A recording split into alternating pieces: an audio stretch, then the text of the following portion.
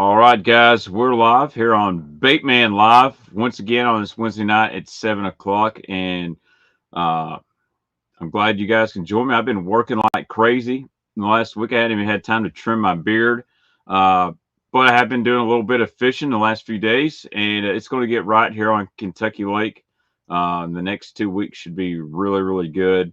But thanks for joining me. I got a special guest tonight, and the first time he's on the Baitman stream. It's Mr. Jonny Schultz from Fish the Moment. And the reason I brought him on is Johnny's kind of like me. He's a bait nut. He's always learning things about baits, trying to get a fish to bite, and trying to educate people. And that's something I really appreciate. And I'm going to get him on here, and the floor will be open to ask him questions.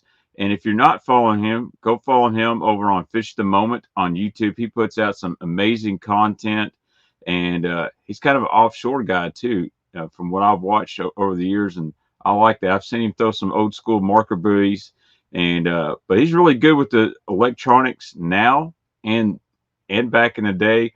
And he's co-owner of Core Tackle, and they make a lot of stuff for the hover rig, strolling, the Ozark head, and I'm gonna have him explain some of that stuff to you guys, but also some stuff he's seen with forward-facing stuff he's seen with baits in a pool, just different things. And we're gonna talk about bass fish tonight. So do me a favor, share the video, hit the like if you want to, and if you're listening, whether you're on a drive or maybe you're at work, got your Apple Pods in listening. Give it a like too. Eventually, I'll get this thing pulled over to just Spotify, Apple Podcasts. So enough of me rambling. I'm gonna go get ahead and get Jonny in here. Jonny, good evening. How are you, my friend? I'm doing great. Thanks for having me on, Kevin. Excited to talk about a bunch of baits and go through all kinds of crazy stuff. I've been experimenting a ton over the past 3 or 4 years with every single bait you can imagine. So I'm sure we'll get in some good juice tonight. Yeah, you told me just a minute ago. You said, "Yeah, I got about 10 baits in front of me." And I'm thinking, yeah, I guarantee you probably got a couple thousand around you. You're probably just like me, get your own little office area and tinkering stuff all over the place. Oh yeah, I'm constantly tinkering with stuff. I was like, right before the stream, I was making my own dice baits by like cutting up Kitex, and I was stringing different colored jig skirting material through them, like live rubber, silicone rubber. I'm trying to figure out this dice bait thing because I've been seeing all these people talking about for smallmouth and stuff, and it's getting right where I can actually catch fish in like shallower depth zones on like a dice bait. So that's like been my newest thing I'm trying to figure out. I don't really like buying the overpriced $20 like for 2 dice, so I'm trying to make them myself, and we'll see how it works. Yeah, I understand. It's funny you say that. About a month ago, I had a late series angler reach out to me and said, "Man, I need some dice baits," and I just questioned. I replied text and like, "Really?" He said, "Evidently, it's legit." And so I didn't realize how expensive they were. I got him like 5 packs, and it was quite a bit. And I texted him, "Them things work?" And he said, "Absolutely." And I'm like, wow. So I'm very interested to see what you find out on the dice. Go. I've just literally met you like 5 minutes ago, but you're a friend of Matt Pangrek. Matt Pangrek's friend of mine, and he said you need to get him on here. But give us a little bit of intro about Jonny Schultz. Like, how did you start fishing, and what caused you to like get this deep dive and get the wheels turning and really get into this thing hardcore like you are? Yeah, for sure. I mean, my fishing career kind of started probably similar to a lot of people in the fact that I kind of fell in love with professional bass fishing and fell in love with tournament fishing at a really young age. I was kind of growing up during what I would call the golden age of tournament fishing. This was like the early 2000s. When you were having guys like Ike Nelly and Van Dam on the, coming onto the scene, when there was a lot of sponsorship dollars in pro fishing, it was growing really fast. And my first major experience with like the professional fishing world was through the Casting Kids program, which I know that you mentioned that you had participated in, Panger had participated in, and I made it to the national finals and actually won the national finals at the Bassmaster Classic in 2003 in New Orleans. And it was on the floor of the Superdome. It was the classic Iaconelli one. And that was kind of like my first introduction to like that whole world. And after that, I was just completely locked in, and I started fishing junior Bassmaster tournaments, jumping in as a co-angler in as many tournaments as I could, jumping in people's boats. My parents didn't fish, so I literally was just kind of learning from whoever I could. And my parents were fantastic in supporting me. They always were driving me to tournaments, things like that, and I couldn't have done it without their support. And I mean, now we're here. What is it? 21 years later, from when I won that Casting Kids event, and we're doing all kinds of cool stuff in the industry. So, yeah, it's really wild how much the sport's evolved. And one thing I told you, they don't do a Casting Kids thing anymore, and I'd love to see them bring that back. You know, I know it's simple, but you look at all the really good pro anglers, maybe even guys like yourself that have a good following on social media, YouTube, that are good fishermen. They're all good casters. And now we're in an age where whether you can cast at a boat dock or stump or slide a frog under a bush, you've got to be a good caster with your electronics, which I'm learning pretty quick, even if it's just learning how to judge what's 20 yards, what's 30 yards, what's 40 yards or feet, based on your forward facing. Casting's very important. And I feel like that's an area a lot of younger guys maybe lack at just a little bit. For sure. I think that the scope casting and the traditional casting are two completely different skill sets, in the sense that you're not trying to cast around a target and present your bait in a silent manner or things like that. But you still have to have the actual mechanical skill, like you're saying, to judge your distance. To a lot of times, like I use active target on my boat, and that's a very narrow beam. So getting your bait to land and think about where that beam extends from the trolling motor, all those things, it takes a lot of time to get comfortable with that. So it's just a different skill set. I grew up standing on a lawn chair in my backyard in Wisconsin, freezing my butt off all winter long. I'd be throwing jigs at trees and trying to get better at casting, and I'd go on the pond and learn to skip and all that stuff. And nowadays I'm trying to figure out how do I get better at aiming with my forward facing. And I actually do like little practice sessions sometimes, with 15 minutes when I'm about to leave the lake, and I'll try to say, okay, cast to 65 feet, cast to 25 feet. And I move the beam one side of the boat, and I move it another side, and I move it to different angles. And I just practice hitting the targets. And it actually helps a ton when you actually are in the moment and you have 10 fish swimming towards you and you got to make that perfect cast. Yeah. So I just bought a boat, and it has active target on it. For the most part, I think it looks pretty good. I just got to get better at identifying what's a bass, what's a crappie, what's bluegill. Of course, and this is one thing I knew before I bought forward facing. Kentucky Lake has a large variety of fish. Where some lakes it's just bass and crappie, maybe some catfish, but we've got a ton of Asian carp, 2 different species, big head silver carp, tons of gizzard shad. Our threadfin shad has exploded here in the last 2 years. I've seen more bait fish the last 2 trips than I've seen in years on the lake. And then you got these smallmouth that are kind of nomadic. They run around. Our smallmouth population's huge. And of course, we got largemouth, but we got so many fish. If you're in a very productive area, you got to kind of figure out what's on your screen, because you might beam over here and there's 5 different species of fish and what's what. That's what I'm learning. And I've been playing. I've got all these baits, and I'm trying to figure out what's best with forward facing. Of course, you gotta, as you say, you gotta fish the moment. And there's times when I've been out lately and just the scoping it's not going for me, but it's not like, there's nothing else going on.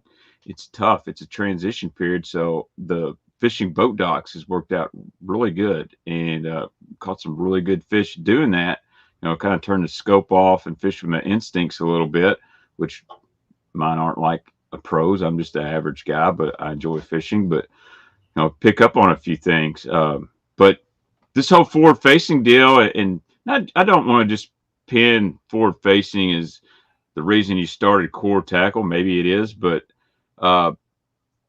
techniques are always evolving. If everybody just threw a black and blue jig or threw a deep crankbait, I think the amount of fish we catch would be significantly less. And that's the thing about fishermen; they're tinkers. They're always looking to get that edge, where there's one more bite or you catch multiple fish. They want to do something different than the other guys doing it. And I want you to talk about core tackle. What drove you to kind of start that? Yeah, so core tackle is interesting because we actually, Matt, Steffen, and I started it, both 50% owners in the company. And we've been working together through some of the stuff that I was doing at Fish the Moment. Matt was doing some lake map breakdowns and virtual seminars and stuff through my website, fishthemoment.com. And while we were doing all those things, we kind of just found that we really had a good relationship. We had a good business relationship, personal relationship. When we both are bait tinkers. If you ever watched a Matt Steffen YouTube video, you see the wall behind him is just crazy with baits. And Yeah, he's got me beat. That's for sure. yeah, he's got everybody beat, I think. But we were always tinkering with baits, and I'm like, Matt, we need to start a bait company. He's like, okay, I think we're probably, need to figure out something. And I had one bait design that I was like, I really like this bait design.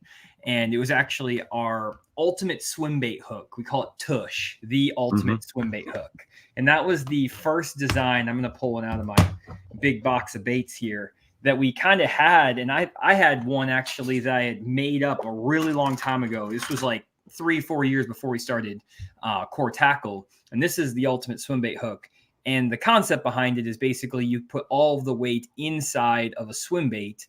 And what I was doing was taking jigs that had more weight distributed down the shank. There's actually a jig I made for Jewel, the Fish the Moment offshore jig, that had more weight down the shank. And I was actually cutting the football head off of the jig and just using just that 60-degree line tie with the 1/4 ounce of lead on it. And I was skipping that thing around boat docks and stuff and hammering them for like 2-3 years before we started Core. So we got this idea with the Tush. We're like, we know this is something that's good. We got some prototypes made, catches a bunch of fish, and we can talk more about it. But then Matt was experimenting a bunch with hover strolling, which is a technique that's been around for years. This is not a new technique. And basically it's taking a 90-degree jig hook, putting it into your bait a little bit in front of the nose, and then inserting a nail weight. And so he was doing it a lot, but he was complaining about how he was going through 10, 15 nail weights and baits every time he'd go fishing. And he was doing all of this without forward-facing sonar. He was just throwing in at rock piles, weed edges, things like that up north. And we were kind of thinking about it, and Matt came up with this idea of putting a nose out in front. And so if we want to give credit to the original idea, Matt Steffen, the man with the hover rig idea there. And what he basically kind of mocked up, and we did some little crude designs, is what the hover rig is right now. And basically what you do with that bait is you rig it so that the weight is stored entirely inside of your soft plastic bait. So you basically thread it on, and then you can pull the lead over pull the plastic over the top of that lead keeper. It keeps the plastic on there a lot better. You don't go through all your nail weights, don't go through all of your plastics. You can catch 15 fish on one of these hover rigs as long as they don't tear the tail up. So that was the idea we had. And it was basically coming up with 2 internally weighted hooks where all of the weight goes inside of your bait. So that Tush hook, you can see all that weight is inside of the bait. So that was kind of how we got started. And it was not a forward-facing concept at the beginning. We didn't even think like, oh, we have this new trend, this hot thing that we're going to try to capitalize on. It just worked out that forward facing at the exact time we were coming up with this idea started to gain a ton of traction and started to become very popular. And our hooks happen to work very well in a lot of those applications. So that's kind of the story behind how Core Tackle started. And then from there, we've just been continuing to innovate, come up with new designs, things that people just haven't seen before. And we kind of have a bunch of cool stuff even in the works right now. Yeah. So the first time I seen the Tush hook was, I think it was on Facebook, an ad, and someone was stuffing it inside a bass tricks, which a bass tricks, that's one of my favorite swim baits of all time. And I've been using them for forever. And I've got a plethora of them here. And what we would do is just take like a football head or a ball head, and you'd cut a little slot, and you'd have to jam it, weave it in there. A lot of guys would just put a revenge style head or whatever, super glue it and all that. But I found out when you stuff a weight inside a hollow belly like that, We fish a lot of deep brush piles. I'm sure you're very familiar with fishing offshore brush piles. When you got a weight inside a hollow belly, when it comes up and it hits a land, what it actually do, it'll like flip over it instead of get hung up. If you've got that weight on the outside, let's say your tip of your brush pile here comes your swim bait, that hook gets hung right here. Well, the line's here and that weight's inside of it, it hits it and it goes floop. And it's kind of a weedless.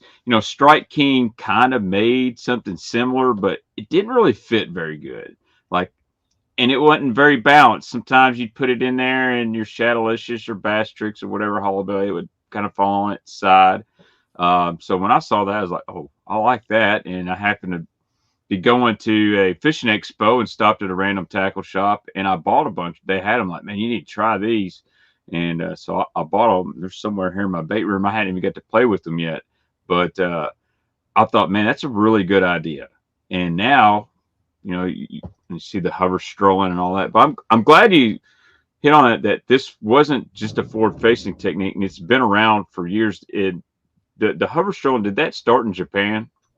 I believe it did, and then it made its way over to the West Coast. So there's a lot of guys in California who've been doing similar techniques. And really the way that Matt introduced the technique to me is more of almost like how you would fish a tube, but you can use it with a lot of other techniques. Like here's a little crawl with a hover rig in it. And the idea is that when you let this bait fall on a slack line, it's going to spiral in the same manner as a tube. And if you I grew up fishing up north. So if you ever fish up north, everyone loves throwing a tube. You throw a jig head inserted into a tube, you throw it around, you crack a tube, you drag a tube. I mean, I threw a tube 75% of the time when I was growing up fishing. So this was a very appealing concept to me because I'm like, I love throwing a tube, but not all the time do I want to be throwing an actual tube itself. Sometimes I want to throw a little creature bait. Sometimes I want to throw a little minnow bait. Sometimes I want to throw a Senko style bait. And you can put the hover rig in all of those and fish it just like a bottom bait. And that's why we actually put that weed guard in our very first version of it. So you can fish it through brush, rock, wherever you want to throw it. Now, I think that the majority of the hype around it actually comes now from its use in forward-facing sonar, because people have realized, including myself and Matt, how effective it is for forward-facing. And it's an extremely powerful forward-facing bait in certain situations when fish are setting up in certain ways. A lot of guys catch fish on it. A lot of guys are winning tournaments on it. A lot of guys aren't talking about it. We know a lot of guys on tour who are using it, and we can see from who buys off our website even. We see some names where we're like, dang, they just had a top 10 finish and they just bought a bunch more packs. So I wonder what they were throwing. So we see that a lot. Yeah. But it's interesting because, again, it wasn't actually intended to be a forward-facing product on the onset. It was really, the way I fished it at the very beginning was, again, like a tube with a jig head inserted in it. That makes sense. I always said the northern guys keep the tube companies in business. We throw them down here at south, don't get me wrong, but nothing like up north. And, primarily how I fish a tube's flipping it or stupid. The stupid tube's really popular, especially you get around Cincinnati, Louisville, those Ohio River guys, man, they throw that thing all the time. And it's kind of a similar concept, which is got the internal weight and it's rigged where it's weedless or whatnot. But as far as the Tush, what's the wildest bait you've put on that thing, or have you heard guys having success with it's kind of outside the box? This is my favorite rig, and I catch fish on it in my videos pretty regularly. But this is the juice right here. This is the 8-inch depth Sakamata shad, heavyweight version, and we have the 7/0 1/4 ounce Tush on this thing. So it's a 7/0 hook. It has a 1/4 ounce of lead right there, and it goes inside that big. Oh, it's hard to keep it on the screen because it's so big. This is, if you compare this is a little 3-inch Hog Farmer Spunk Shad. So there's your 3-inch Hog Farmer Spunk Shad, and then you have your 8-inch depth Sakamata Shad. And this one's all torn up because I already caught fish on it. I cut it off my rod. I caught fish on it on my last trip, and I've been finding that my most effective technique with this Tush recently has been with these straight tail flukes. So I'm throwing the 5.5-inch Hog Farmer Spunk Shad and that 8-inch depth Sakamata Shad. And what I'm doing is I'm basically fishing this as a cross between a hair jig and a Demiki style rig or like the Jacob Wheeler freeload or shaking the minnow. What I'm Mhm. doing is I'm keeping these baits above the level of the fish. So you want to basically, I'm going to use the smaller bait just because it's easier to keep on camera. Sure. But I mean, my first video I made with this, I caught like 22 pounds on Grand Lake the day after a 1,000 boat big bass tournament and was smashing them. So like this rig, they were going crazy. Caught like 30 fish in one day. And what happens is these fish, a lot of them are seeing the smaller Demiki stuff, but with this 5.5-inch fluke and with that tush inserted inside of it, it has way more drawing power, especially in stained water. So I can throw this in 1 to 3 foot of water visibility. And what you can do is if the fish are setting up near the bottom or like over the top of a brush pile or something like that, you can keep this bait 10 feet above the level of the fish using forward-facing sonar or just trying to count it down and working it normal. And this bait, if you watch them on forward-facing, they'll come up 10 feet to come eat this thing and absolutely just come unglued on it, even in like 2 foot of water visibility. And if you get it too close to them, if you get it within 2-3 feet of them, they won't really react to it. So what I'll do is I'll work it 10 feet above the fish and just hop my rod tip like 3 times, let it kind of glide. And all this bait here, it has a nice like random kind of glide. Same thing with that Sakamata shad. It has a really just amazing gliding action to it. And then you hop it up, kind of again like a hair jig where you would burn it, stop it, burn it, stop it, but it falls slower and it falls horizontal rather than straight vertical.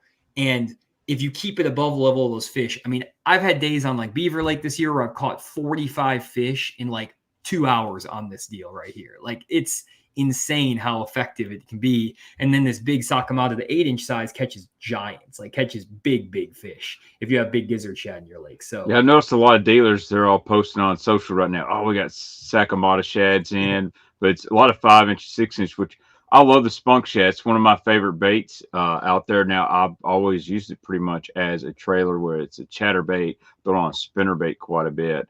And, you know, Scott's a really good friend of mine. And he just texted me before this. And, this is a technique I'm trying to learn about because I want to go catch fish. These guys here on Kentucky Lake have figured it out how to catch these big giant smallmouth. You look at the Murray State bass anglers. These college guys have figured out they're smashing 25, 26-pound bags of smallmouth. I see them out there. They ain't fishing the bank. And they got spinning rods in their hands. So I'm like, all right, I got to figure this out. You know, I'm not trying to fish tournaments, but hey, I want to catch big fish. I want to catch numbers of fish, and you know, I like to create content and stuff like that. But I'm glad you pulled the spunk shad out because that's a good bait. And I know guys use it for the hover strolling and everything, and I like how you explain that. But what's the deal with this Sakamata shad? So popular. Is it just the way it falls because of the salt content? And when you rig it like that, it's got that, you know, horizontal versus vertical fall. Is it because it can just hang up there so much better? Well, I'm not going to get too much into it because Panger will literally kill me. Oh, that's all right. I'm not joking, but I'll get into a little bit. I got one over him since my Vols beat the Sooners. He ain't gonna say too much to me. But with the Sakamata, the thing about the Sakamata, and there's a few other baits. I'm going to show you off one other one. Yeah, sure. Go ahead. It's both this is the 6.5-inch Raid Super Fish Roller. Plus, then you have the Sakamata, the 6, 7, and 8-inch size. The baits that a lot of guys are catching these big bags of fish on right now are these bigger flukes. And the trick with it, I fish the Sakamata and this hog farmer on that tush, which is a completely different technique than what I'll talk about here in a second, which is what the guys are doing a lot, like the guys on Kentucky Lake and Chickamauga and stuff like that. I don't see that many guys doing what I'm doing with the tush because a lot of guys aren't using the tush. But what a lot of guys are doing are basically using a jig head minnow style with a range roller head or something like that. I found a lot of success doing something similar, but with our 6-aught heavy duty hover rigs. So this is actually the 4-aught size, but this is our heavy duty hover rig, bigger hook. We also have a 6-aught size, which I have in this bait. And the deal with this is that these big baits, the Sakamata and this super fish roller, they will roll over. Oh, this is really hard to do. Roll over. And basically, because all of the weight of that hover rig is in the top of the bait, and when guys are rigging it on jig head, the weight is above the head of the bait. They'll kind of rig it so that the hook is just barely in the top of that bait. what happens is when you drop the line slack, this eye will roll over like that when you have a slack line. Then when you pop your line, it's going to roll back over. And that flash like that is what triggers a lot of those bites. And guys are shaking these big baits in front of these fish. And what you can do is shake it like that. And what's going on is that you're drawing these fish out kind of like you would with like a glide bait, with a big swim bait. A lot of guys were using like the 316 tackle rising sun top hook swim bait. There's the 6 Sense one from Milliken. I can't think of the name of it Hangover. off the top of my head. The Hangover swim bait. So there's like baits like that. There are these big profile baits that draw these fish, and guys are now doing it with these bigger minnow style baits. And these baits are hard to get because guys are just buying them up, and a lot of the pros and stuff are buying them up. So, I mean, I literally, the last time 6-inch Sakamata shads came in stock, I bought like 12 packs, which is not cheap because they're like $11 a pack, $12 a pack. And same thing with these super fish rollers from Raid. But you can catch some giant fish. And this is my number one bait right now, is basically one of these 8-inch Sakamata, the 6.5-inch super fish roller, the Hog Farmer Spunk Shad, these 5.5 to 8-inch flukes. Whether it's on, I mean, I throw the Tush, I throw this on a bait caster. That's why I like this, because I can throw it on a bait caster. I'm not a big spinning rod guy. But when I do fish with the hover rig or with like a range roller head on these bigger flukes, I am throwing a spinning rod. Okay. And I mean, I was out on Beaver. I have a video posting on next Tuesday where I was out catching them in 40 feet of water. Actually, I was catching them 80 feet of water on Beaver, but they were suspended in 40-foot trees. And I was catching them on a 6-inch depth Sakamata shad, shaking it through the trees, catching 2.5 to 3-pound largemouth, which on Beaver, like that's like a giant. 15 pounds will win you like almost every tournament year round on Beaver. So like catching these big fish, and something about that bigger profile fluke style bait will get those big ones to eat, and it keeps a lot of the smaller fish away. And you just basically are hunting a different caliber fish. It's really interesting when you talk about it rolling in the flash. Like, I'm a huge crankbait guy. Like, it's my time. I feel the water's right now. I can't wait the next 2 weeks here. It's going highs in the 70s. Water's going to be in that 65 to 68 degree top water, flat side. And so you're talking about the flash as it rolls. And that makes sense because when I throw a shallow crankbait, especially a flat side, I don't get too crazy on the color. Like, I don't have to have a specific version of sexy shad. Well, I want that the size to have either a white or chartreuse, because I want them to see the flash off the side of the crankbait. So really, whether you're throwing a crankbait or you're shaking the shad, that's important. You're trying to draw a reaction from the fish. And this isn't really a reaction bite, though. This is more of a drawing bait, like a jerk bait, or like you said, a glide bait. You're trying to get their attention and get them to come up and eat, not just bump it off a stump and they eat it out of, For sure. And I mean, I catch my two main baits are like the big flukes, but the other one is a crankbait. And so I've been throwing this year. I don't have any. Well, maybe no, I don't have any around. I thought I may have had one in my room, but it's the OSP Blitz Magnum EXDR crankbait. It's a 30-foot diving crankbait, big, beefy crankbait, and you can literally get down to 25 feet of water, 30 feet of water. And I've been throwing that a ton this year. And what I'm doing with it is basically using it on forward-facing sonar, burning it down to brush piles, timber, rock piles, ledges, the edge of a drop, hitting it off there, and then twitching it like a jerk bait, and burning it, twitching it like a jerk bait. And these fish are not used to seeing, one, a crankbait in 30 feet of water, and two, they're not seeing someone burn it, pause it, stop it, twitch it, and those fish get all over it. And sometimes when you hit it into the tree just right and let it float up and burn it, you get that bite. And if they don't bite that, you can follow up with the bigger fluke to pull them away. Because a lot of times if you start with this bait, you're going to pull them off of the piece of cover or structure you're fishing. And if they don't commit, the area's kind of done. But that crankbait, you can kind of get it away from them enough where they won't follow it. So I start with the crankbait, then I go to this, and then I'll probably follow up finally with like a jig just to throw a couple casts in there. And that's kind of my 3-step approach. And I've been doing that literally from January of this year to last fishing trip last week that I went. So I'm going to be doing it tomorrow. So that's kind of my like new offshore rotation, which is completely different from how I was fishing 2-3 years ago before forward-facing sonar, though I was throwing a jig and a crankbait a lot, but I wasn't doing it in the same way.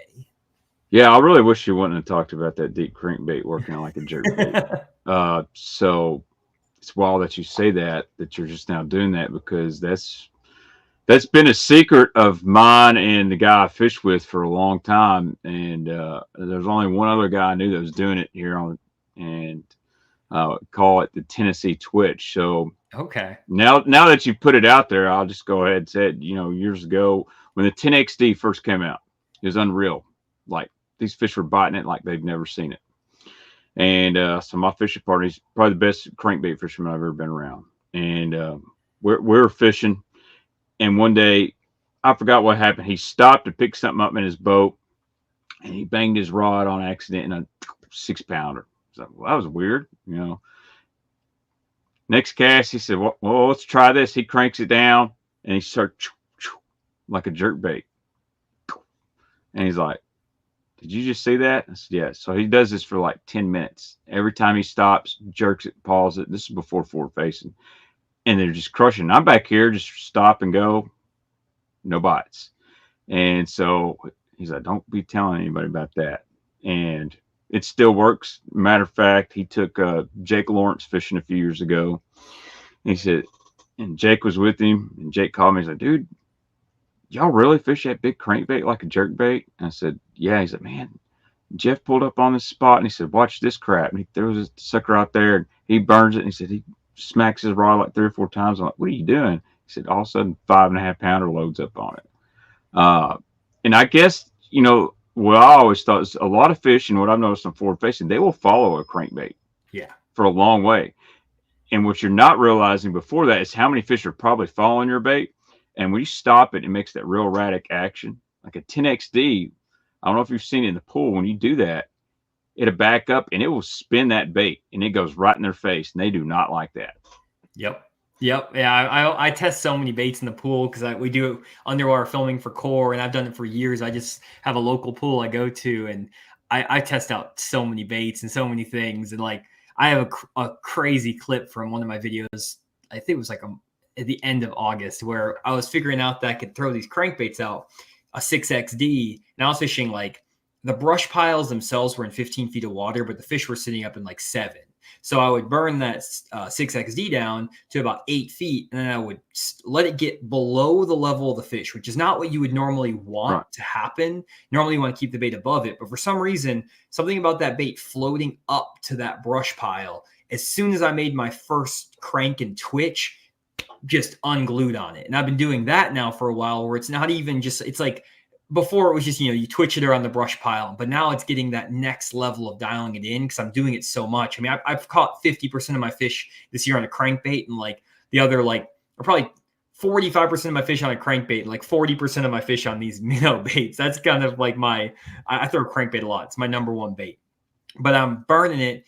And it's just interesting because if you can let that bait rise up to them far enough away where it's not like right in their face. So like if you see that dot like right here, you don't want to, I guess it's opposite. The dot's here because you're thinking forward facing screen. So you're bringing that bait down. You don't want to bring that bait all the way down here and let it float up into its face. You want to bring that bait and let it float up here and just close enough where they can see the bait. And then when you twitch it like just a little bit, they'll just fly out of the brush pile and just destroy it, or rock or whatever. So it's like, it's that perspective of like how close to get the bait.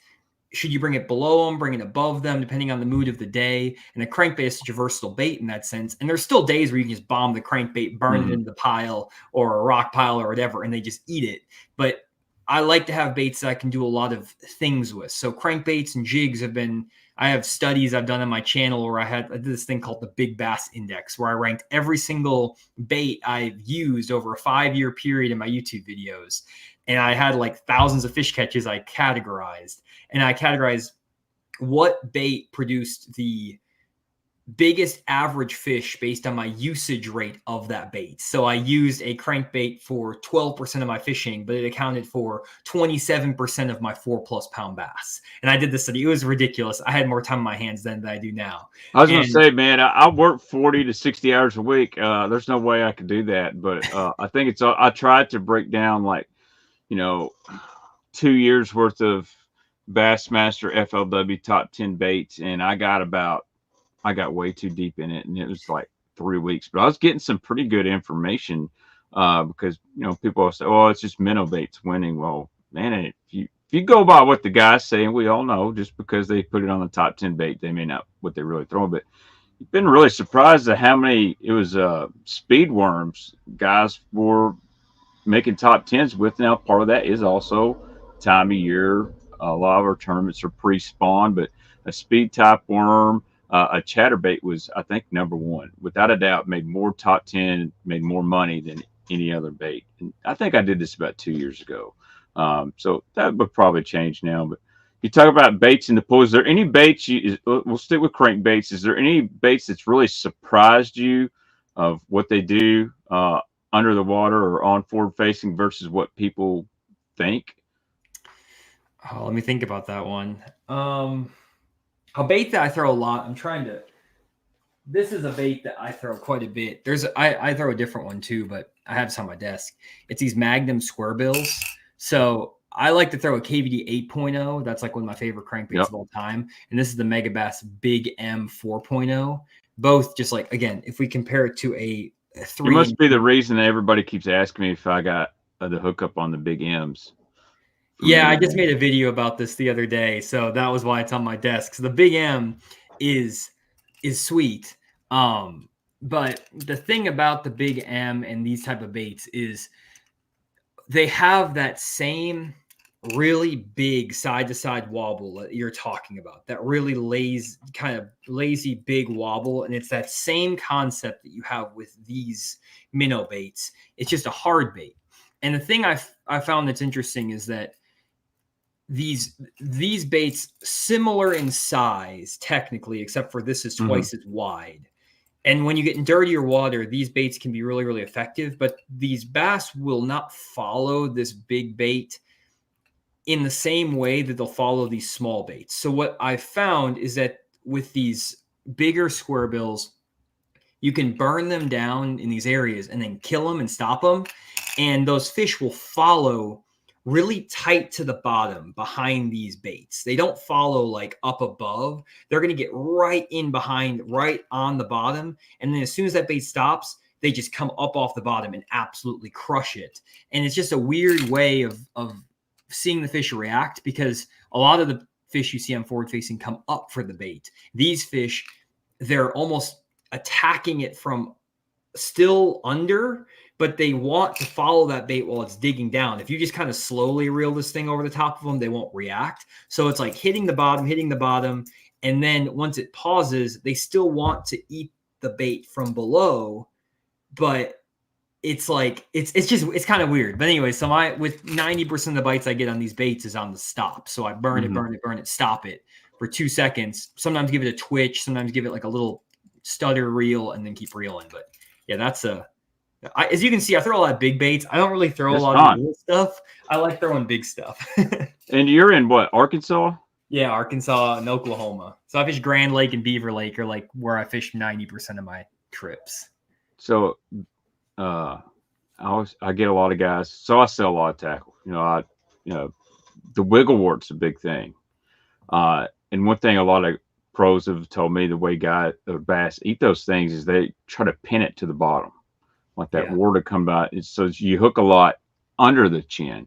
And what that is, that wart's going down there and they're following it, and they just try to pin it like a crawfish. And sometimes that's why you get that weird bite. It's about wart time too. I've started getting people asking me, man, I'm low on my wiggle warts. But it's interesting that those are the size crankbaits you're throwing on Grand Lake and Beaver Lake. So I'm all for it. I like the big baits. You mentioned that 8.0. That's kind of a sleeper, known as kind of a spring bait around here. But I know some college guys that keep that thing tied on quite a bit. Actually, one of them fishes the Elite Series, John Garrett. Sorry, John, put your juice out there. But that I think there's a misconception that when you throw forward facing, you got to throw these small minnow baits or a drop shot or a small finesse jerk bait.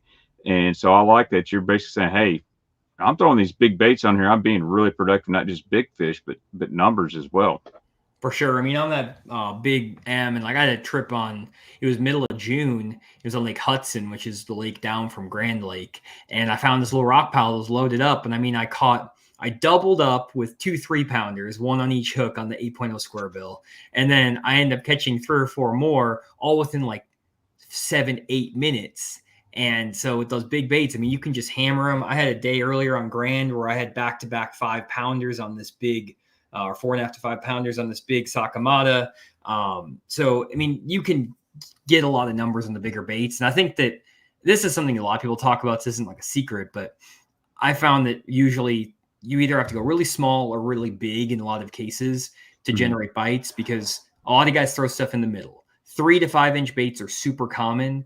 Very few guys are throwing smaller than 3-inch baits or bigger than 5-inch baits. So if you can find something, whether that's a jerk bait, I have a lot of jerk baits that are really big, that are from Japan, that are like 6+ inches long. I have a lot of, still like the glide. I don't do too much glide bait stuff because I feel like I can't get them to react as consistently on the glide baits as I can all the other stuff we talked about. So it's funny because I'm more productive with a crankbait than a glide bait, even though they're both treble hook plastic baits. I don't know why. Maybe I'm just more comfortable with crankbaits, but yeah, big baits have always been my thing from a long time ago, and it's still true today. I'd agree with you. I mean, I love a crankbait. I throw glide baits a lot, but I'm way more comfortable if I can get a bite on, big flat side or 8XD, 10XD versus throwing a glide bait. I'm probably going to just crank. And a lot of that's just confidence and me knowing what that bait's doing. There's so many good glide baits out there. There's nothing wrong with that, but they're all different. Each one has their own nuance. And I think that's what confuses a lot of people. They'll buy, bull shad, trick shad, then they'll buy, a 6 cents draw or S-waver, and they don't realize that all 3 of those baits are totally different. When you twitch your rod tip, they all do something different. And the old school crankbait fishermen like David Fritz and guys like that, they understand the difference between a Pose 400 and a Rapala DT6, that they're all a little bit different. And dude, when you see some of this stuff underwater, it'll blow your mind. Just by the way, one bait reacts from hitting a rock pile or a piece of brush, makes a huge difference. What else does Core Tackle have going? I know you got this Ozark rig. So Pangrat was telling me about throw a big worm on the Ozark rig, and I'm like, what? So this is new to me. Explain the Ozark rig and why is this now taking off? Okay, so the Ozark rig is like now our #1 selling product above the hover rig and the Tush. And the idea behind it, I was sitting in my garage and I was like, I have a hook here. It's kind of a similar concept. Where is that? Do I have it here? Oh, I don't have one here. But it was like just think about like a straight chain flipping hook that have those plastic keepers. And I was like, could we just extend that lead down the shank and find a way to rig it so that we wouldn't have to put a weight pegged on your hook? So you could basically fish it like a Texas rig without having to have a slip sinker. And so that was the concept behind it. We finagled with it for a while. We finally landed on this 60-degree jig hook and this little keeper system. And so basically what it does when you rig it on a bait, you just rig it like a standard Texas rig, and it rigs up on worms, creatures, things like that. And with a creature bait, it'll glide. The bait will have a horizontal glide, just like the hover, just like the Tush. And that was kind of how we first thought about it. But when I first took it to the pool, I freaked out because I realized that when you put it on a straight tail worm, because of the way the weight is balanced, the bait will rock side to side on the fall. So when it falls, it literally rocks side to side like crazy. If you go to our Instagram or you go to my YouTube channel, you'll see videos of it. It goes like that, like crazy on the fall. And so it literally has this rocking motion on a straight tail worm. This is just a 7-inch Magnum hit worm. It does it with an old monster, Zoom old monster. You can do it with any straight tail, like a Magnum trick worm, anything like that. And you literally get this vibrating action out of the worm. And it also comes over brush way better because of the way the weight is keeled. It keels over brush and rocks. And I've literally not lost a single Ozark rig in a brush pile. And I have thrown in probably hundreds of brush piles with an Ozark rig this year. It does not get hung up in brush. The only way you're getting it hung up in a brush pile is if your hook is exposed or if you set the hook on the brush. It is not getting hung up in brush. And so it comes through brush better than the Texas rig, comes through rock better than the Texas rig, comes through grass really well. Matt Steffen throws it through grass a lot. This rig is insane. Everyone who throws it and gives it a chance absolutely smashes them. The hard part is, guys, they don't have patience rigging it. So, like, the way you'll rig it is you take that bait and you stick it through the nose, just like a Texas rig with a worm.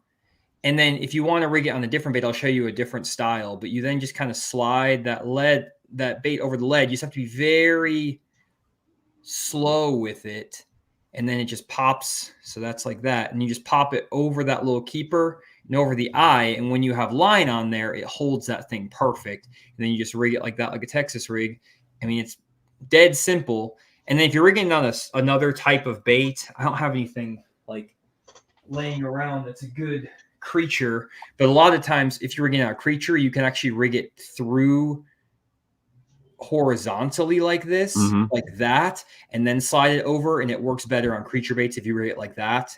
But with the worm, you just rig it straight through. So that's the Ozark rig, and it's a freaking hammer rig. I've caught quite a few fish. I don't throw it that much, but when I do throw it, catches a lot of fish. Yeah, I've seen a couple comments, and where I saw it on these ads on Facebook, which they're great. They hook me in.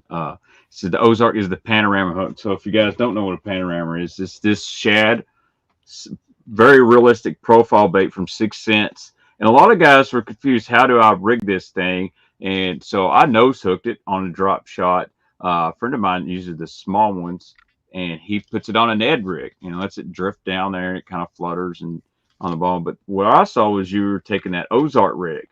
You're rigging it up on this panorama. So when it's falling, it's got that shimmy. And I got to order some from Tackle Warehouse because here's my deal. It's top water time, and you're going to miss fish on a spook or whatnot. Well, they think that's a shad. I want to use that as a follow-up. They come up, they blow up that spook, Vixen shower blow, they miss it. You can fire that out there, and just as a lot of guys use a fluke or a Cinco, but throwing that out there on that Ozark rig, that's what I'm talking about. But and the way I caught him on that panorama, and appreciate you liking the ads, but the way I did on the panorama earlier this year was this was like in January. There was literally a shad kill going on the lake I was on. It was 39-degree water, and I knew these fish set up in these brush piles on this lake, and I'm like, if I could get this panorama down there and just kind of glide around with that Ozark rig, I got to be able to get bit. And the way in the pool, the panorama actually kind of spirals, so it doesn't actually wobble, it spirals. And it's like a death spiral, which looks okay, but it's not like the best. But if you semi-slack line it, so don't do like a fully tight line, but semi-slack, and you kind of keep that line semi-tight, it just glides forward and wobbles and just kind of goes really nice forward. And what I was doing was throwing that thing out to the brush piles and basically penduluming it into the brush piles and just kind of just barely reeling the bait and letting it pendulum on forward facing. And literally my first brush pile I pulled up to caught a 4-pounder, just came up and just came unglued on it. 39-degree water, shad kill, shad are dying everywhere. And this fish comes up and just destroys it. And so, yeah, it's sweet. I need to throw the Ozark rig more, to be honest. I've been so obsessed with the minnows and with crankbaits and learning that. Once I kind of hooked on a technique, I like going all in on it to learn all the little nuances instead of trying to do a little bit everything. But yeah, for the little I've thrown it this year, I mean, I fish quite a bit. So like I've caught like dozens of fish on it this year. So it's not like I haven't. And I've caught them in videos and stuff, but yeah, it's really good. And it's a #1 seller right now. So Chase Vanover, he says, I've actually cracked some giant smallies on a reservoir by Hudson with a sweet beaver on an Ozark rig. Johnny would know what I'm talking about. Yeah. I think I know which one you're talking about, Chase. Yeah, so I actually throw a sweet beaver in the spring, or a smallie beaver. I used to throw it on a shaky. I actually done a video on that, stand up shaky head off deep points, vertical structure, and it kind of has that same gliding action. You'll hop it in a kind of a little spiral and it sits up. That's been a really sneaky, deadly technique for me here. Another question is, can you use the Ozark rig on a bass tricks? So you can kind of technically use it on the bass tricks. It's there. We have a 2/0 1/8 ounce, which works really well on the 4-inch flash tricks. And actually, the owner of Bass Tricks is sending me some prototype different flash tricks that are a little bit bigger, and I'm excited to try those on the Ozark rig and also on a couple other rigs we have. And the thing that works the best on the flash trick actually is our Wacky shot. This is the Wacky shot. I actually have some over here. I'm about to make a video on. Let me grab these. Sorry, this is like super unprofessional. Yeah, no, it's all right. I actually have a box of them right here. The owner of Bass Tricks is a friend of mine. He's a great dude. Like I said, I love their stuff. The Flash Tricks does not get the love that other things do. So this is like I'm giving up all the juice today, guys. I'm just going through my whole repertoire. You're getting all of it. So this is the Bass Tricks Flash Tricks. So it's a straight tail fluke. There's the live tricks also, which works great in our hover rig, but that's a little bit different. But this is the flash tricks. I want to make sure I'm saying it right. 4-inch flash tricks. And what you can do, this is our Wacky shot hook, which we designed for basically we designed it for two different things. One for traditional Wacky rig, and all you do with that, I think I should have, there we go. It's dark in this room. Here's a little Yamamoto Senko. All you do with this deal is you just screw that screw lock right into your Senko. I'll do this real quick, hopefully. This one's already been done before, but you basically screw that thing in there. So this is how that Wacky shot works. And I put this thing on a drill. I put a social media video where I literally like inserted this part into a DeWalt drill, spun it on high speed, and this thing will hold this worm on. The thing that will stop is the worm actually rips here, and you'll have this in the middle. But if you put this on like a X Zone or like a little bit stouter plastic than the Senko, the thing will not come off on that. You can throw this thing around and skip it around and everything, and it does not come off that. We had a custom made hitchhiker that's an oversized hitchhiker. We tried 5 or 6 different hitchhikers, finally had a custom one made. And so that was what we designed that little Wacky shot for. But then the owner of Bass Tricks sent us a video because he had some where he was basically inserting this Wacky shot. I'm going to do this down here so I don't screw it up. He was inserting this Wacky shot into the top of that flash trick. So I did not rig this the best because I'm doing this live on camera. But anyways, it's all right. That's how it works. You go like this, and that bait will actually, the way it's weighted, it will shimmy like this as it falls, just like we're talking about with all the baits that you want to get that shimmy action. And he literally showed me a video. He sent us a video where he had his camera in one hand, pitched the Wacky shot with this flash tricks out, and catches a 6-pounder, one hand holding the rod, one hand holding the camera, and where we watched the 6-pounder come up and eat the bait live on camera. So this thing freaking hammer out there on the West Coast is like a little sneaky rig. So we have that. That's our Wacky shot, and that is sweet. And it also works on these dice baits, which I have not really done a lot with, but this is the Gee Crack Q-Bomb. And this thing, Matt Becker, we work with Matt Becker, and he's a good friend of Stefan and mine.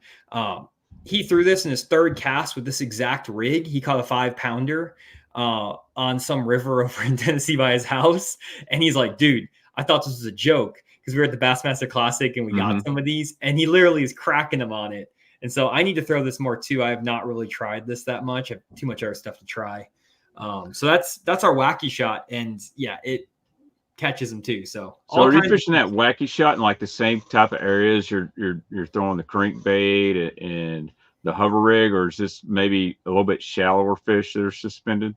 So I'm throwing it, I mean, a little bit more shallow because we have a 1/28 and an 1/8 ounce. And so I have a video from earlier this year where I was basically catching them when they were pre-spawn, but they were like the pre-spawn cruisers. So they were like not locked in on the beds, but they were kind of out just in front. Kind of like how Drew Gill won at Rayburn, doing that. And the other thing I did, I was catching much fish doing this, but I was losing a bunch of baits because I kept on getting it hung up. And the original Wacky shot is not super weedless. It kind of gets hung on everything, which was not, ideal. So if you're in open water, it works great. But if you're in any sort of cover, it doesn't. So we actually have this coming out here in like the next couple of weeks or by the end of the month, which is our weedless Wacky shot. Ooh, I like that. Which same concept. You basically can thread the soft plastic onto the hook. So you put the hook through, then you spin that bait. And this thing, and the weed guard's in the way, but anyways, you spin that thing on there. And this thing with that weed guard and the way we've distributed the weight, it falls so that that hook point is always up. That's how we designed it. So that hook point always stays up, and that weed guard's there. You can throw this through the middle of a brush pile, not get hung up. Throw it through the dead middle of a grass bed, will not catch any grass. And what I've been doing with this recently, I haven't been able to show it on camera that much. I'm fishing this over brush piles with just a Senko on it and literally hitting the brush pile and bringing it over one limb and just shaking it in the top of brush piles, and the fish just come up and destroy it. And it's the only way I found where you can actually fish a Wacky rig literally in the middle of a freaking brush pile. And I'll put it in like 15-pound fluoro leader on the spinning rod so I don't break off. And this has been a hammer rig. So we're coming out with this again. This is like a first sneak peek because I haven't really shown this off to anyone. So you get kind of the world premiere of this on your show. I appreciate that. A rig right there. Yeah, that looks daily. Unfortunately, it means I'm fixing to have to go to Tackle Warehouse and spend a bunch more money. Well, the cool thing about this, we actually have a Trocar hook in here. So yeah, somebody asked what kind of hooks y'all used on some of your core tackle stuff. So we use Mustad for a lot of stuff.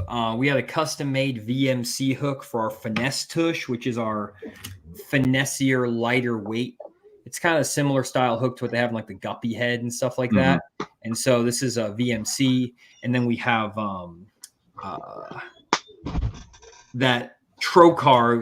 It's our first Trocar, which is cool because now with that new Wacky shot, where did it go? This is all 100% American made, which is sweet. Where it's like hook is US made. We produce everything and it's all manufactured in the US. But then we also have that Trocar hook, which is a US hook. So that's a pretty sweet little deal right there. Yeah. Sweet rig.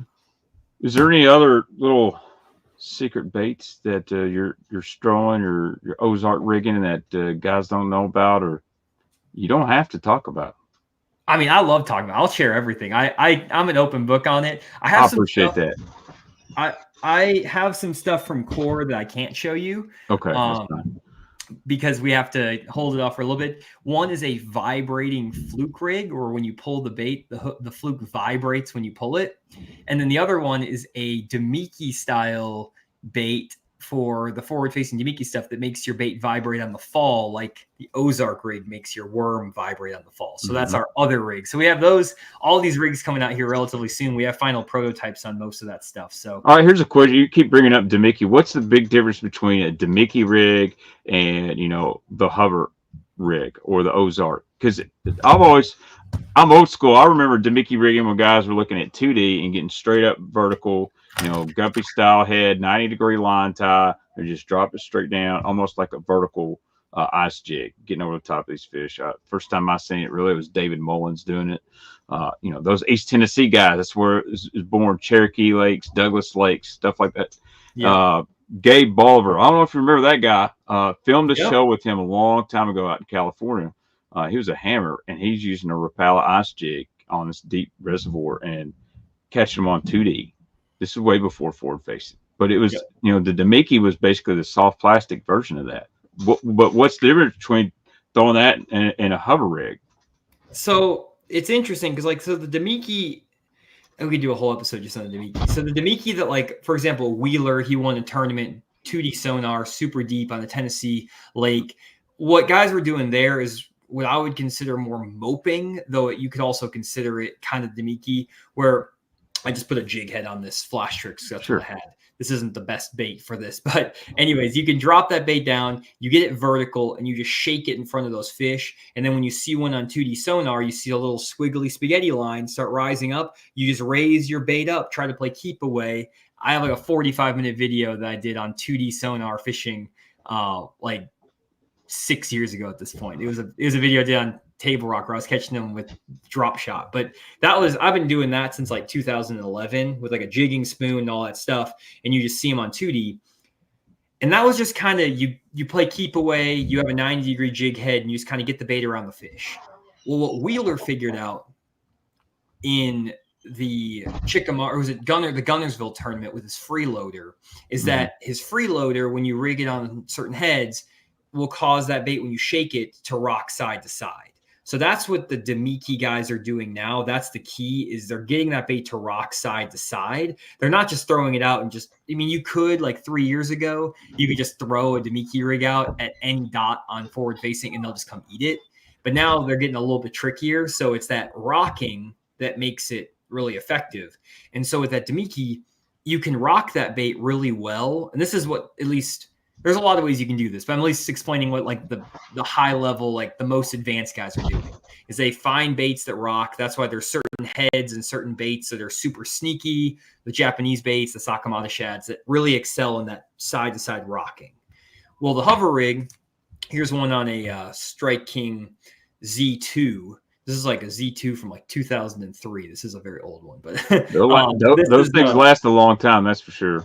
Oh yeah. So this is our 1/8 ounce hover rig, 3/0 1/8 ounce hover rig. And we have them all the way down to like 1/16 of an ounce, 1/32 of an ounce. But the idea with these baits, with the hover rig, is that weight is still distributed in the top of that bait. So most of that weight is up here. And so again, that bait, when you drop the line, it will roll over. And so that bait will rock side to side. I'm doing a terrible job with my hands here, but it rocks side to side.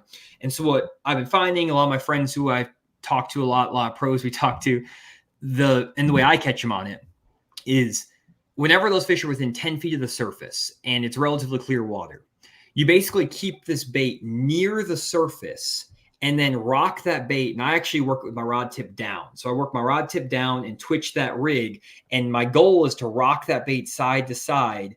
And you want to keep it within 2 feet of the surface when the fish are less than 10 feet from the surface. And these fish will come up and try to pin it to the surface. And what you'll find is that the fish that are deeper than 10 feet, you throw the Demiki on them, or the mid-strolling, the freeloader style baits, the Sakamata shads, because it's easier to get to those fish and you can draw them in that deeper water because it's a heavier head. Guys are using a little bit heavier heads. But that hover rig is designed, or it's not designed, we didn't design it for this, but what guys are doing with it is they're keeping it within a few feet of the surface, rocking it side to side and drawing them so that they're pinning it against the surface of the water. So that's what the hover rig at the top level is being used for. And most guys have both in the deck of their boat who are throwing it. They have one Demiki, one hover rig, and they switch depending on how the fish are setting up on forward facing. Interesting. That helps me quite a bit. Justin Cook, he wants to know, do these rigs, do they go into Elastec type plastics easily? I mean, they go in pretty well. This is an Elastec bait. I mean, it's not like, I think I can try to show you how to rig it here. I mean, it's not the easiest, but like you thread it in, you kind of have to like pull on it and twist it, but because it's Elastec, it's not that bad. And then you just grab the nose, pull it over. And then sometimes with the Elastec, you got to readjust the nose a couple of times. But then once that thing's on there, I mean, it's stuck on there. And the Elastec actually, because it floats, a lot of times actually gives the bait a better action. It hangs it higher. So like with this caffeine, or not the caffeine shad, that's a different one. The caffeine shad is a plastic bait. With the Elastec, the Z2, I'll throw an 1/8 ounce in the Z2, but I'll throw our 130, or this is the one. I don't know. It's one. You'll throw a lighter one, and then the lighter one, 3/32. That's what it is. The 3/32 lighter 3/0. I'll throw that in like the Caffeine Shad Junior because it's plastic. So if it's a plastic bait, I go with a lighter hover rig to keep it so it doesn't sink too fast.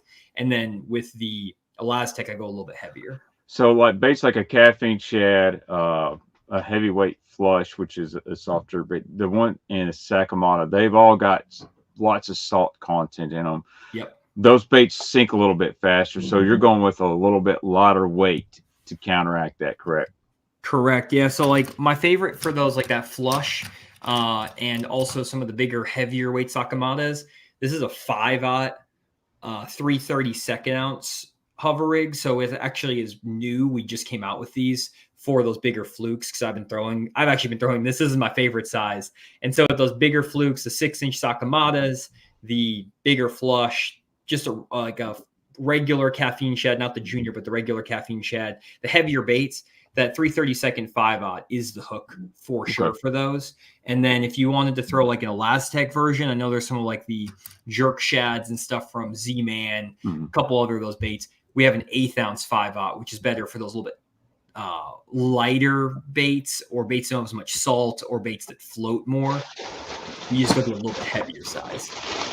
I bought something. Hey, I know I bought some. I go to this East Tennessee Fishing Expo every year.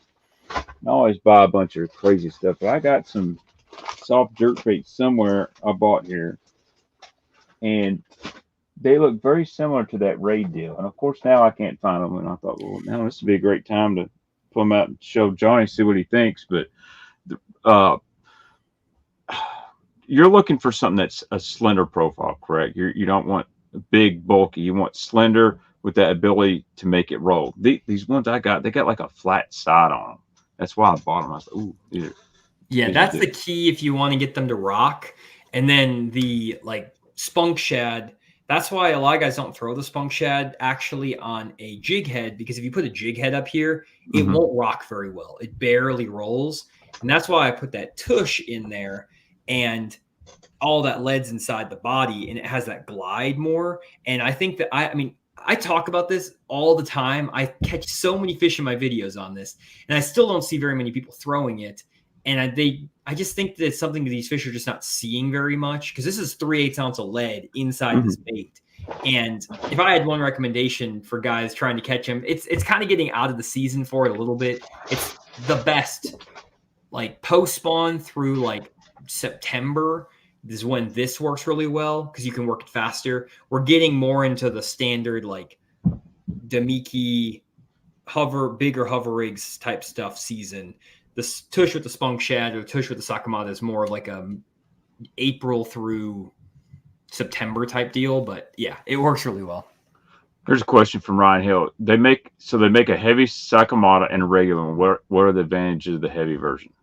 So I like the heavy version when I'm throwing that 7/0 1/4 ounce tush, because it does actually sink and glide better. And I also like the heavyweight version when I'm fishing a hover rig. So the hover rig, because a lot of these baits are pretty bulky, the heavyweight version will weight that hover rig down properly and actually get it to work right. So if you're going with like a tush or a hover rig, I would definitely recommend the heavyweight version. If you're going to be using like a range roller head, or like there's the new range roller XL, which is like a 5/0 range roller hook, I use the regular sakamata, the non-heavyweight version, because usually you're using like a 3/16 an 1/8 ounce or 1/4 ounce of lead in like a 5 or 6 inch bait. Or if you're going to like an 8-inch bait, you're going to be using like a 3/8 ounce head for these really big ones. So anyways, if you're using like a really, really big bait like this, if you're a 1/4 ounce or below, go with the heavyweight version. And if you're using like a 6-inch bait, I would say if you're going like an 1/8 or below, use the heavyweight version. Have you ever tried a jerky J? The reason I say that, Jake Lawrence, one of my good friends, and we know Jake is just absolutely tore him up. He's probably the most gifted natural fisherman I've ever been around. But he's a jerky J dude. I've seen him do stuff with a scrounger head and that bait. And when you talked about the roll, that was the big deal on that small jerky J. When you're rolling that on a scrounger, that bait really, it's almost 360-degree roll. So that's why have you tried that on the tush rig or anything like that? So I don't really like it all that much on the tush or the hover rig, but I still throw the jerky J. I mean, I have a literal pile of them at my house. Yeah. They're worth a lot of money now. If you got any of the small ones, I've had guys offer me like $50 a pack of them. Evidently, they just don't make them anymore. Okay. That's interesting. Yeah, I mean, I have a bunch of them at my house, but I really like that. I mean, I also throw like the Jenko Tremor shad, works pretty well. There's a few other that's a good one. Pretty decent, but no, I like those really thin, tall flukes on a scrounger. That's really where I found the niche on those. And I caught some really big fish around here on that bait. I actually haven't thrown the scrounger all that much anymore, though, in lieu of these baits, just because they're a little more versatile. You can kind of control what the bait is doing more with the scrounger. I mean, I know that was it Jake who won a tournament on Eufaula this year, Alabama, or somebody won a bait, Yeah. beef Alabama with that bait. So there's still room for a scrounger, especially in that dirtier water. But I've found that I can actually catch those same fish on that Sakamata and on that Tush with the spunk shad, and draw those exact same fish and actually get more of them to bite than with the scrounger, probably because guys have thrown the scrounger maybe, or it's just a little bit more subtle, but it still has a big profile. Not 100% on it, but the scrounger hasn't really made as much of an appearance, though I used to throw it a lot. Yeah. And to be honest, it's actually a pretty tough bait to learn, because a lot of guys don't realize it does not take much movement in your reel to shoot that thing off the bottom. So a lot of guys are throwing it out there. Oh, I'm slow rolling. Well, now they got forward facing. You can see that bait's 10, 12 foot off the bottom, and they think it's this far off the bottom. And so what I learned with Jake, a lot of times he makes 1 or 2 cranks, hits the button. It's all the way back up, 1 or 2 cranks, hits the button. And you really got to keep it down. It's interesting you say that on the Jerky J, because I know it rolls, but it may be a deal where when you rig it, how you're doing it with the Tush or whatever, it doesn't get that action. It has to get that from the bill on that scrounger. Yeah, I think you probably could make it work. I have trouble with the hover rig and stuff, getting them, because the way they're shaped, it's hard to get the nose of the bait in there and everything, so they'll end up ripping out, and I just don't like ripping them out. It's all, I'll have to mend them and stuff like that to then put it back on the scrounger. So I've kind of just stayed away from that and just found it more effective baits. I do have one more bait to show you. Yeah, go ahead, man. I'm actually probably going to retitle this video a little bit. Might have to retitle it. Watch this video for the juice on the cord tackle, but well, so this is a little sneak deal that we have that we don't talk about all that much, because we have lots to talk about. But this is our 2/0 1/4 ounce swim jig. So I'll take this trailer off, and the swim jig is based around our Tush hook. It's so hard to get the trailers off because the weed guard on this, or the bait keeper on this, is like insane. And yeah, these soft plastic companies aren't going to like you, Johnny, because people aren't going to go through as many baits as normal. When you I know that's the problem. So that's just a little 2.8 Kitech swim bait on there. But as you can see, all of the weight is on the shank of that swim jig. And then the swim jig head itself is absolutely tiny. So this is a 1/4 ounce jig, and it has a 2/0 hook. It's a really small hook. I mean, if we compare this bait, this is like a 5-inch Z2. So it's a little small profile jig, but it's 1/4 ounce. And we have it come with a weed guard, but I actually cut the weed guard off. And a lot of times what I'll do is just work this jig like I work the Tush with a spunk shad, and I'll put actually a small spunk shad on the back. That's actually my favorite trailer. I'll put a little small spunk shad, 3.5-inch spunk shad, or I really like that new stroll shad from Hog Farmer. I was going to ask you about that. I meant to text Scott, say, hey man, you're going to have to send me some of these stroll shads. Dude, he's gave me so many spunk shads. I don't think I'll run out for a while.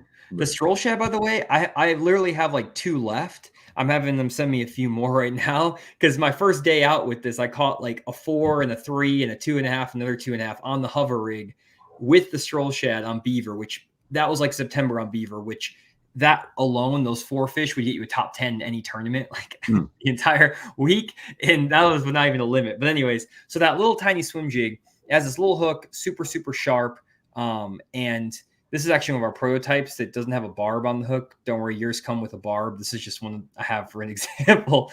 But the swim jig here, because it's so compact, you can put more skirting material on it or less to change the fall rate. And it sets up similar to how I would fish that Tush with the spunk shad. But because it has so much more flash and more bulk to it, you can basically just reel that thing down there and just kind of hop it a little bit and just kind of work it kind of halfway between like a hair jig. It's like a lighter hair jig, or kind of how you would mid stroll. It's just something different, but it falls horizontal rather than straight down like a normal jig. So it has more of a glide to it. And this bait has been a sleeper that I need to be throwing more. Again, I have heard of a lot of guys catching fish on this thing. We're sold out on a couple of these at Tackle Warehouse, a couple of these colors, because guys are hammering them on it. But you can also just fish this mini swim jig like a standard swim jig. Just skip it around, throw it around docks and stuff. But there's not a swim jig, to my knowledge, that's this small that you can get right now on the market that has as beefy of a hook. There's all these finesse swim jigs that like have a light wire 4/0 hook, but it's like, what point is that? This is a heavy duty 2/0 hook with all the weight on the shank, and it skips like a dream. So yeah, this little swim jig is a beast right here. And we do have a and most 3/8 out swim jigs are your weights up in the front. You don't see much loaded there in the middle. Yeah, that's kind of the concept there. So I'll tell you where that would work. We get during the shad spawn here, we get a lot of shad that spawn on boat docks. Like those. If you go back years ago, Joe Thomas did ultimate match fishing, and Jonny Schultz was catching them, Kentucky Dam Marina, catching them on like a war eagle spinnerbait. What's it? Screaming eagle. And he was catching these spawners off the boat docks in like 12, 15 foot of water on that spinnerbait. So now something sneaky I'll do, especially in the spring or even the fall, because the bait fish is throw a little swim jig around that stuff. I like that. So Johnny, you can get all your stuff Tackle Warehouse, correct? Yeah. All right. And your YouTube channel is Fish the Moment. And do you have another channel too? Yeah. So the other channel I have is called Bass Fishing Declassified. So that's kind of more of just like my Fish the Moment videos are 99% are offshore electronics videos. So Okay. I fish offshore 95% of the time. So it's offshore electronics focused. Some videos have forward facing, some don't have forward facing. I kind of do a mix for people who don't have that technology. And then my Declassified channel is more for just like where I talk about sneaky baits or just talk about extra stuff. And I just kind of sit down and talk, and it's good videos to throw on the background if you're just driving around or whatever. I show the baits and stuff, but it's not like as graphic intensive. I'll spend like 20, 30 hours on every Fish the Moment video, filming, editing everything. And then the Classified is a little bit more chill. So that's kind of how those go. I get a lot of people that say, man, I love listening to your podcast. I'm like, man, I don't do a podcast. I do a YouTube stream. But, you know, it's the same deal. They know I uploaded or went live, and then I don't drive to work in the morning. I want to listen. Of course, I do normal videos sometimes. Like I said, just bought a boat, so I'm getting back into that. But I really enjoy your work, and you can tell you put a lot of effort into making your stuff for Fish the Moment. That's how I learned the channel. I remember it was a Skeet Reese video, catching him on a bass tricks on I believe Smith Mountain Lake, and you're explaining how he was able to fish the moment and that, and always had some really cool stuff. And I've caught some of the bass fishing declassified. Believe it or not, I don't watch a lot of YouTube. The most I do is interacting with guests and stuff like that. But I really appreciate you joining me tonight. I work midnights. I forgot to tell you that, and I'm fixing to have to go in, and I've been going over. So I'd love to do this again with you, Johnny, over another technique or something. You get in or have another guest. I'm glad to join. Any final thoughts on any of this stuff? One thing we didn't hit up, and before I order some stuff on Tackle Warehouse, I own like 2 spinning rods. I own a Daiwa Cody Meyer drop shot rod. I literally do everything with, but I know it's not great for everything. And then my son's got a spin rod. If you're a guy, you get on here, you're like, all right, I want to get into this strolling, hover rigging. I want to throw the Tush, which you can throw a hollow belly swim bait on a 7.5 foot or 7 foot medium heavy rod. Nothing crazy, But if you really want to dial it in for these spinning rod techniques with the Sakamata shad or the spunk shad, what's the guy need to go look for? The main thing I'd recommend is you want to have an extra fast tip on your spinning rod. The extra fast action allows you to shake that rod a lot easier, and it makes it a lot less painful throughout the day. If the rod's like, a lot of spinning rods are moderate action, like a crankbait rod, but if you try to shake a minnow with a moderate rod, it's like, it kind of goes like this, or it doesn't really respond super well. So an extra fast tip, if you can, whatever spinning rod you can find with a fast tip is good, but extra fast is the best. And that's what all the best guys are using with that style of technique. So there's a lot of different, I have several different rods for I have a 7.6 extra fast medium for like the big flukes. And then I have a 6.6 extra fast for like the really small hover rig stuff. So like I have a bunch of different rods, but really as long as you have like a 7 foot extra fast, you can probably get away with most everything, and it won't be that big of a deal. Good. That's what I've been wanting because, like, I love that Daiwa drop shot rod, but it's not got a fast tip. So it's great for throwing a drop shot and it loads up very similar to like your finesse crankbait rod. But I was like, man, I don't think this is going to be the deal for Strowman. So For um, sure. Yeah, but no, I mean, other than that, just appreciate you having me on. Appreciate the opportunity. And if you yeah, guys do dude. You know how YouTube is. It's wild. Here a month ago, every time I was uploading, I was getting like crazy amounts of views on the streams and all that. Then I bought a boat. Then all of a sudden, now I've got all kinds of overtime at work and trying to get out of that. And like, all right, I need to upload some videos and upload some stuff. And it's like YouTube doesn't know who I am anymore. Oh, that's It's happening. Don't worry. It's happening to literally everybody. My views are down like 70%. Matt, Steph, and everyone I talk to, the views are down. I think it's something to do with, I don't know if it's the election and they're sending views to different people or like they're trying to push different stuff. I don't know. I'm not really sure what's going on. It'll get better here by the spring though. So don't worry. I've seen this happen a few times in the 8 years I've been doing this. And there's just some yeah. months where it's just like, What's crazy though is the amount of people that will look up a video. Like, we'll talk analytics and all this, and I know you talk about this stuff. You talked about on BTL that night. And when you make content that's educational, it's never going to die because you don't know that guy. He's never heard of core tackle or whatnot. He looks it up, and there's your video, and there's this stream. You can get views from videos that were made 10 years ago and all of a sudden want to pop off. Like I made a hummingbird video. Dude, I get 1,000 to 2,000 views a month just from people want to know how do I dial in, my Helix unit.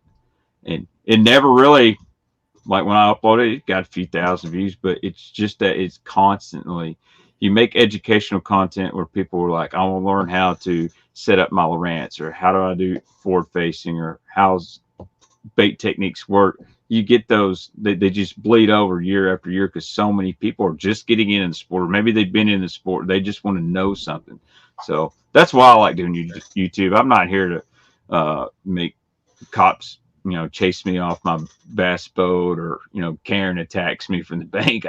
I just, dude, I want to catch fish and show people how to catch fish. So I really respect your grind over the last few years, and dude, it's paid off for you.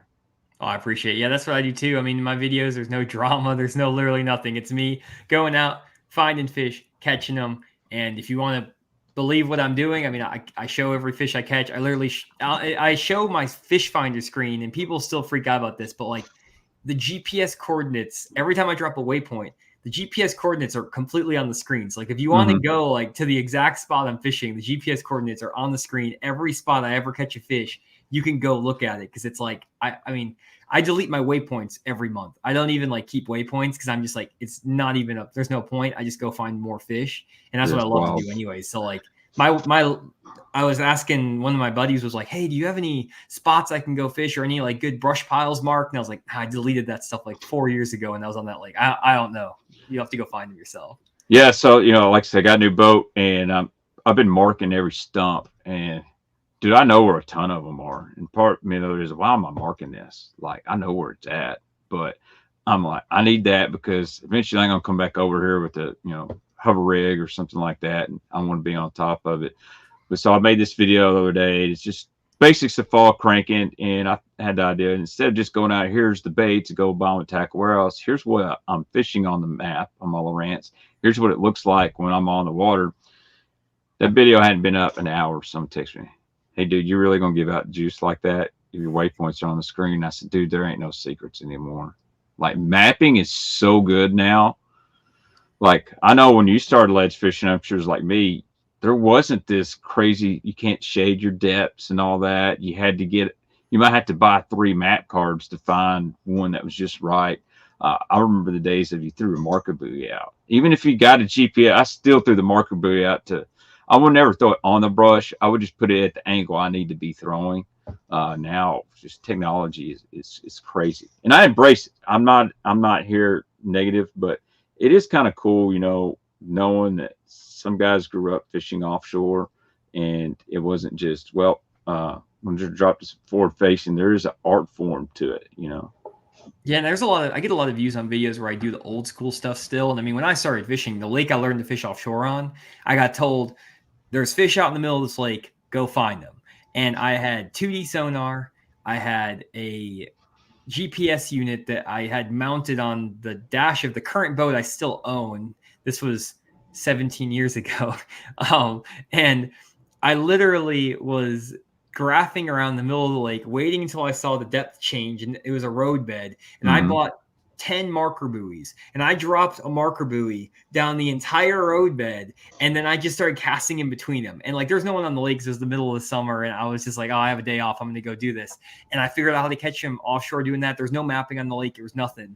And then I'm like, okay, let me graph over this with 2D. Oh, here's what the fish look like on 2D. Now when I regraph this brush pot or this road bed the next time, here's what I need to be looking for. Here's what bait look like. And it was just that process. And it's now been 17 years of offshore fishing, and that's what I keep doing. And I always try to go back to those times and try to teach from that perspective at times as well. Of like, whenever I do a forward facing video, I still show myself graphing with side imaging, 2D sonar, and down scan. Every single spot I show you, here are the fish first. Now I'm going to go fish them. I'm fishing with forward facing, but at least I showed you how to find them. So if you want to go try to figure out how to catch them without forward facing, and then some videos I just don't turn it on and I catch them how I did for 15 years. So if you guys want to watch content without forward facing, literally go back. I have 300 videos before 2022 where I didn't have forward facing on my boat. Great content there. But if you want to learn forward facing, I have more content to kind of stay. Yeah, you have a really good variety of stuff. It's no doubt. You know, it's interesting that MLF is coming here next year in June. Kentucky Lake. This lake has gotten a lot better. It's no joke. Probably going to be, we got a plethora of 13 to 14-inch largemouth. We've got a ton of 8 to 10 inchers too. We've had some really good spawns. What's going to be interesting to me is the guys that go old school ledge fishing and trying to find these big schools versus the guys that are trying to get offshore and find 5 or 6 and pick them off. With that format, that catchway release, I could see a guy rolling up old school, pulling out 6XD, DT16, whatever crankbait, and just pounding 2.5, 3 pounders and stacking the weight versus a guy that's maybe a Drew Gill getting out there and trying to pick off 4s or 5s. I think it's going to be really interesting. And then you got the smallmouth, and they show up, you know, you can sack who knows what. But for sure. Yeah, Johnny, I watch that format for sure to see guys. I think there's going to be some guys who are going to get a little bit lost, or I have a feeling there's going to be a few guys who are like, you know what, I can figure it out without the forward facing, and they don't really practice it all that much this year. And they remember, because I did that for actually a month in July, where I took forward facing off the boat completely and did 4 fishing trips without it. And I ended up catching really good fish. I did really well. But that first trip, it was so disorienting because I had to like reprogram my brain. And then after I get back into it, it's fine. But then when I put forward facing back on the boat, it's such a crutch. It's like being able to see where you need to cast, to see the fish. You can target suspended fish. There's all these things you can do with it. When you take it away, it's a really big adjustment. So I'm hoping guys are practicing that. They should be practicing it in the off season, but then you also have to practice the forward facing, because if you're not really, really good at that, you're going to get left behind. So there's even more to learn. So the guys who are going to put in the hours and the time are always going to do the best regardless if there's forward facing or not. And I think the guys who put in the time to learn both are going to succeed this next year. Or the guys who already know how to do both, like Wheeler, like they're going to dominate. Yeah, that dude's a machine. You give him a cane pole and he's going to figure it out. So. Oh yeah. But Johnny, I really appreciate you joining me on here, dude. I've learned a lot. I hope everybody listening or watching has learned a lot. I'm going to go back. I'll probably do it in the morning because I got to work. I'm going to make a new thumbnail, but I'll link all your stuff to Tackle Warehouse links below. All your core tackle stuff. I got to find my stuff. I'm going to rig some. I'm going to go fishing next week. One last question on the strolling, hover rig, all this stuff. Is there a certain period of year that it ain't it? Like, or is right now a really good time? Because these fish will start to suspend up this late fall. Does that make it better when the fish are starting to suspend off the bottom? For sure. I mean, the best time for it, at least what I've found, is it's when water temperatures are above about 60 degrees. So anytime the water temperature is above 60 degrees, the hover strolling is going to be really, really good. There are times when, in like the hover rig, there are times when it can work later in the year. If those fish, like in the very early morning, are feeding up, sometimes they'll start schooling in the middle of the winter. But usually on the hover rig deal, it's a morning bite for me in the winter when those fish are more up and aggressive. But then in the afternoon, it's more of the Demiki stuff, or like I've been throwing that Wacky shot. Last winter, I was throwing the Wacky shot a lot. That this is more what I've been catching them on than or a jerk bait, stuff like that, than the hover rig. But yeah, 60-degree water temperature and above, hover rig is amazing in the right scenarios. It's not a cure-all bait. There's no cure-all bait, but it's a great tool to have in your toolbox alongside 3 or 4 other baits that I throw, and you just kind of pick the situation when to use which one. Awesome. That's perfect. All right, we're going to end it on that, guys. Jonny, once again, thank you so much. I love the bait dissection, bringing some facts here, and really educating guys. So we're going to jump off here. I'll be back again next Wednesday night. I don't know who I'm going to have on here yet. I'm the worst about scheduling people. So, but I reached out to Jonny a while back, and he responded pretty quickly. So, Jonny, I appreciate that. Go to his channel, Fish the Moment. And the other one was Bass Fishing Declassified. That's it. So go check him, give him a sub, watch his videos. Jonny, I'm going to jump off here again. Thank you so much. No problem. Thanks for having me, and hope you all enjoyed. Have a good night. Absolutely. All right, dude. I really